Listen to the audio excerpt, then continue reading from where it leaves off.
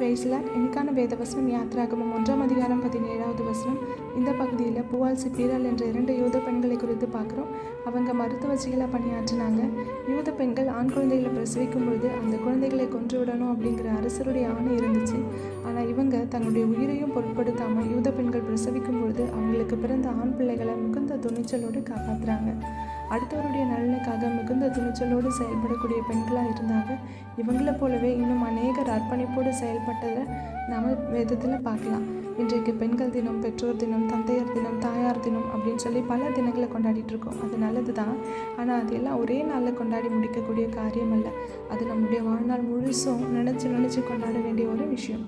ஏன்னா ஒரு பெண் படித்தா அந்த குடும்பமே படித்ததுக்கு சமம். அப்பேற்பட்ட பெண்களை நம்ம எப்பொழுதுமே மதிக்கிறவர்களாக இருக்கணும். பெண்களை மதிக்கிற நாடும் வீடும் என்றென்றைக்கும் நன்றாகவே இருக்கும். Have a nice day.